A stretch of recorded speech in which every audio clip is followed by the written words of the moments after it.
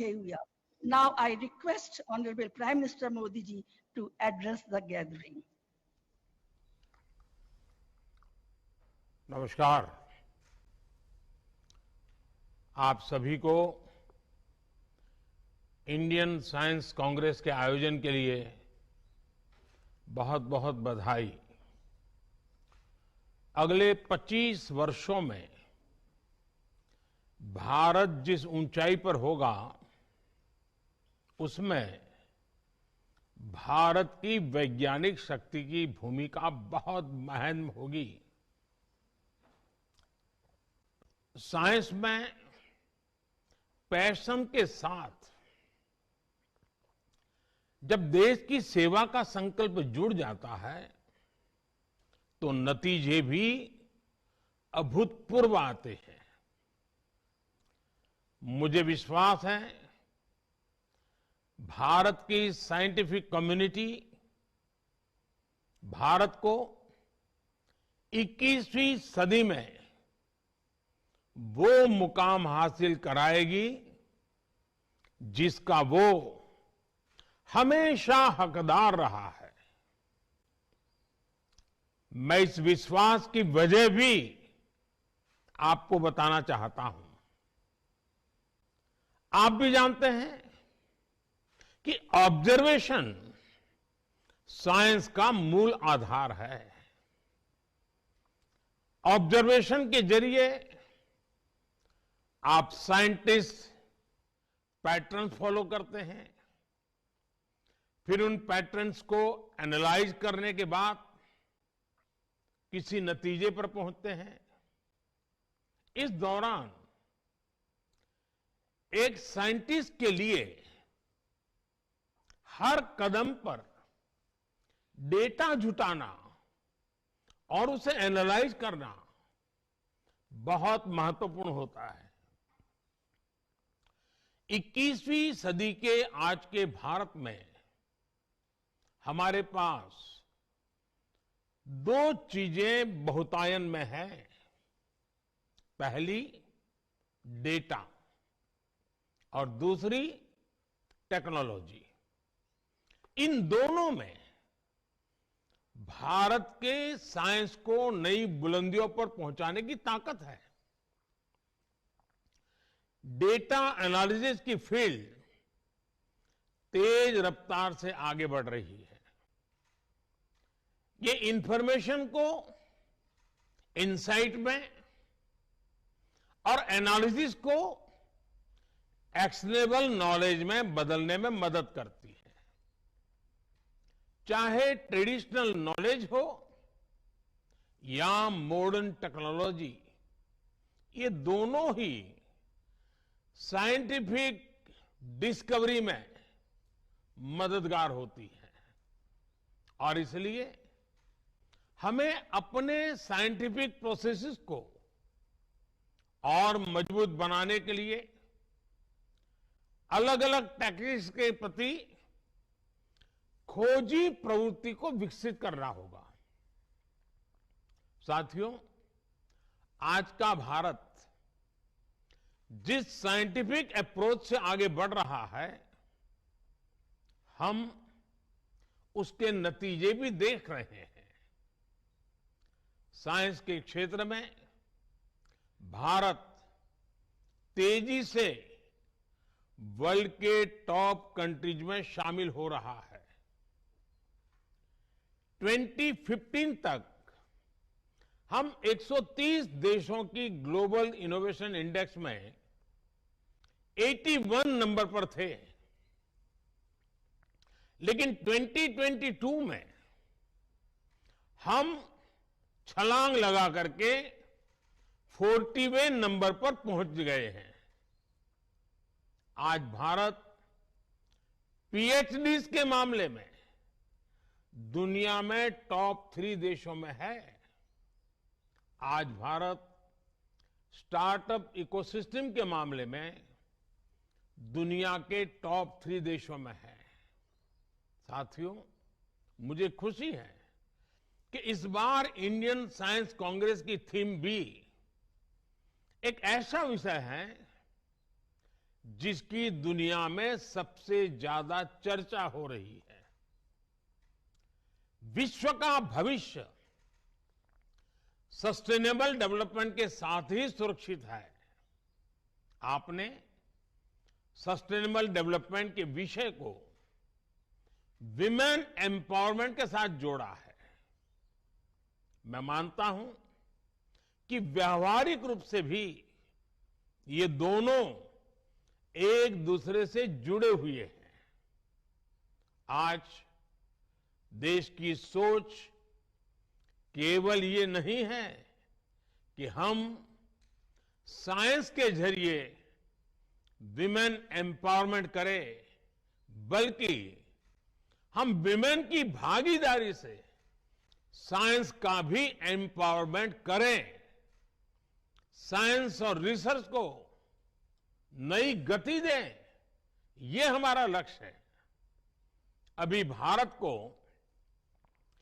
G20 समूह की अध्यक्षता की जिम्मेदारी मिली है। G20 के प्रमुख विषयों में भी विमेन लेड डेवलपमेंट एक बड़ी प्राथमिकता का विषय है। बीते 8 वर्षों में भारत ने गवर्नेंस से लेकर सोसाइटी और इकोनॉमी तक इस दिशा में कई ऐसे असाधारण काम किए हैं जिनकी आज चर्चा हो रही है। आज भारत में मुद्रा योजना के जरिए छोटे उद्योगों और व्यवसायों में भागीदारी हो या स्टार्टअप वर्ल्ड में लीडरशिप, महिलाएं हर जगह पर अपना दम दिखा रही है। बीते 8 वर्षों में एक्स्ट्रा मुरल रिसर्च एंड डेवलपमेंट में महिलाओं की भागीदारी दोगुनी हुई है। महिलाओं की ये बढ़ती भागीदारी इस बात का प्रमाण है कि समाज भी आगे बढ़ रहा है और देश में साइंस भी आगे बढ़ रही है। साथियों, किसी भी वैज्ञानिक के लिए असल चुनौती यही होती है कि वो अपने नॉलेज को ऐसे एप्लीकेशंस में बदल दें जिससे दुनिया की मदद हो सके। जब साइंटिस्ट अपने प्रयोगों से गुजरता है तो उसके मन में यही सवाल रहते हैं कि क्या इससे लोगों का जीवन बेहतर होगा या उनकी खोज से विश्व की जरूरतें पूरी होगी। साइंस के प्रयास बड़ी उपलब्धियों में तभी बदल सकते हैं जब वो लैब से निकलकर लैंड तक पहुंचे, जब उसका प्रभाव ग्लोबल से लेकर ग्रास रूट तक हो, जब उसका विस्तार जर्नल से लेकर जमीन तक हो, जब उससे बदलाव रिसर्च से होते हुए रियल लाइफ में दिखने लगे। साथियों, जब साइंस की बड़ी उपलब्धियां एक्सपेरिमेंट से लेकर लोगों के एक्सपीरियंस तक का सफर तय करती है तो इससे एक अहम संदेश जाता है। ये बात युवाओं को बहुत प्रभावित करती है। वो सोचते हैं कि साइंस के जरिए वो पूरी दुनिया को प्रभावित कर सकते हैं। ऐसे युवाओं को आगे बढ़ाने के लिए इंस्टीट्यूशनल फ्रेमवर्क की आवश्यकता होती है ताकि उनकी आकांक्षाओं का विस्तार किया जा सके, उन्हें नए अवसर दिए जा सके। मैं चाहूंगा कि यहां मौजूद वैज्ञानिक ऐसा इंस्टीट्यूशनल फ्रेमवर्क विकसित करें जो युवा प्रतिभाओं को आकर्षित करे और उन्हें आगे बढ़ने का मौका दे। उदाहरण के लिए टैलेंट हंट और हैकेथॉन के आयोजनों के जरिए साइंटिफिक सोच रखने वाले बच्चों की तलाश की जा सकती है। इसके बाद उन बच्चों की समझ को एक प्रॉपर रोड मैप के जरिए विकसित किया जा सकता है। इसमें सीनियर साइंटिस्ट उनकी मदद कर सकते हैं। आज हम देखते हैं कि स्पोर्ट्स में भारत नई ऊंचाई को छू रहा है। इसके पीछे दो महत्वपूर्ण वजह हैं। पहला, स्पोर्ट्स की प्रतिभाओं को विकसित करने के लिए देश में इंस्टीट्यूशनल फ्रेमवर्क को मजबूत बनाया गया। दूसरा, स्पोर्ट्स में गुरु शिष्य परंपरा का अस्तित्व और प्रभाव, जहां नई प्रतिभाओं को पहचानकर उन्हें आगे बढ़ाया जाता है, वहां शिष्य की सफलता में गुरु अपनी कामयाबी देखते हैं। ये परंपरा साइंस के क्षेत्र में भी सफलता का मंत्र बन सकता है। साथियों, आज आपके सामने कुछ ऐसे विषय भी रखना चाहता हूं जो भारत की साइंस की दिशा तय करने में मददगार होंगे। भारत की आवश्यकता की पूर्ति के लिए भारत में साइंस का विकास, ये हमारे वैज्ञानिक समुदाय की मूल प्रेरणा होनी चाहिए। भारत में साइंस भारत को आत्मनिर्भर बनाने वाली होनी चाहिए। हमें यह भी ध्यान रखना है कि आज दुनिया की 17-18% मानव आबादी भारत में रहती है। ऐसे साइंटिफिक वर्क्स जिनसे भारत की जरूरतें पूरी होगी, उनसे विश्व की 17-18% मानवता को गति मिलेगी और इसका प्रभाव संपूर्ण मानवता पर पड़ेगा। इसलिए हम ऐसे विषयों पर काम करें जो आज पूरी मानवता के लिए जरूरी है। उदाहरण के लिए अगर हम एक विषय ले लें, एनर्जी। बढ़ते हुए भारत की एनर्जी नीड्स लगातार बढ़ने ही वाली है। ऐसे में भारत की साइंटिफिक कम्युनिटी अगर एनर्जी रिक्वायरमेंट से जुड़े इनोवेशंस करती है तो उससे देश का बहुत लाभ बड़ा होगा। खासकर हाइड्रोजन एनर्जी की अपार संभावनाओं के लिए देश नेशनल हाइड्रोजन मिशन पर काम कर रहा है।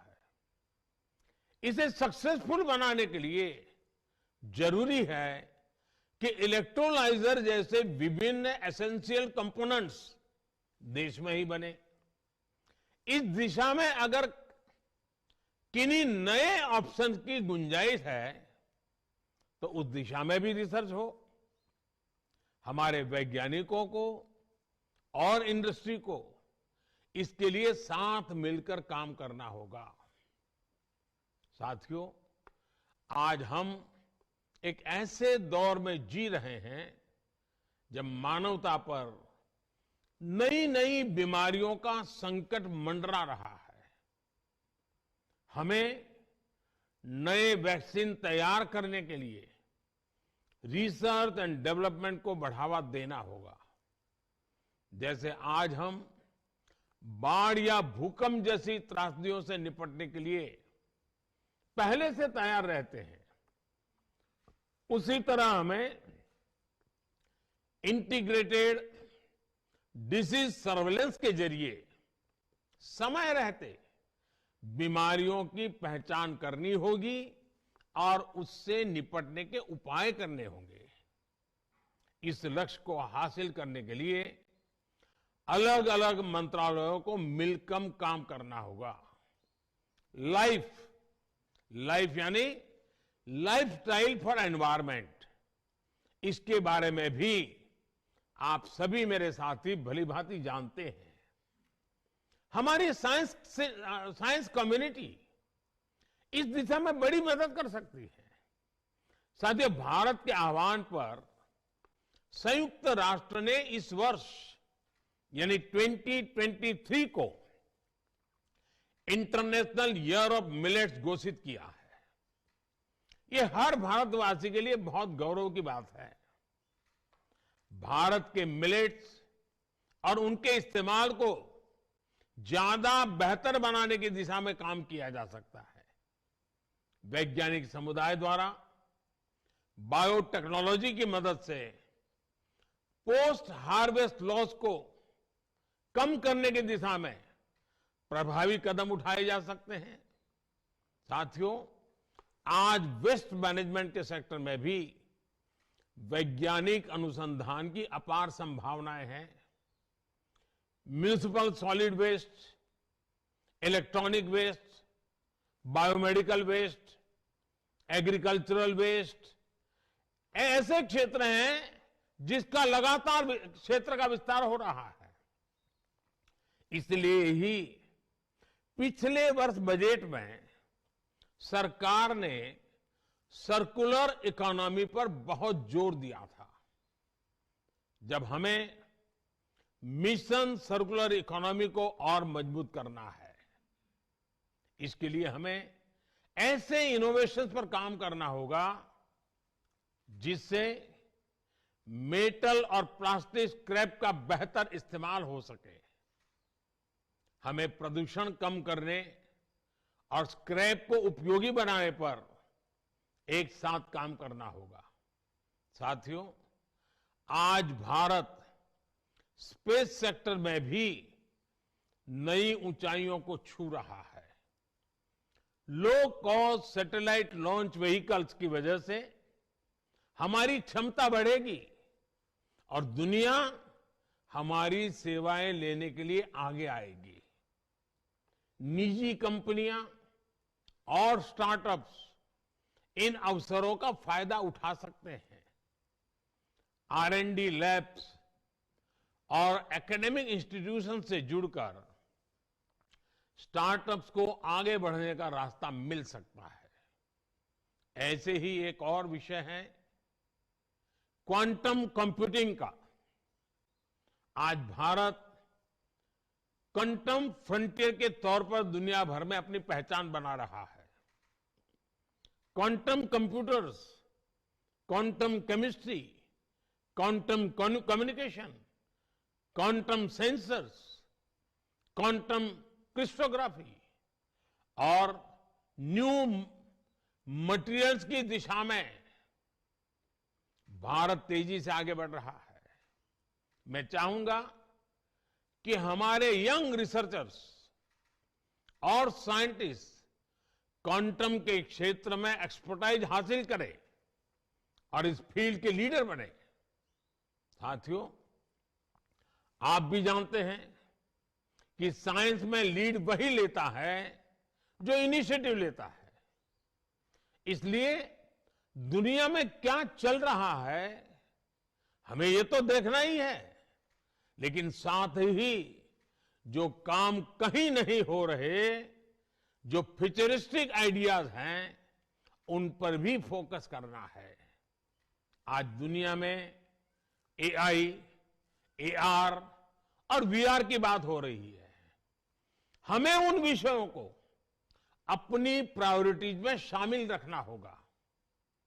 सेमीकंडक्टर चिप्स की दिशा में देश कई बड़े कदम उठा रहा है। समय के साथ सेमीकंडक्टर चिप्स में भी नए इनोवेशंस की जरूरत होगी। क्यों न हम देश के सेमीकंडक्टर पुश को अभी से फ्यूचर रेडी बनाने की दिशा में सोचे।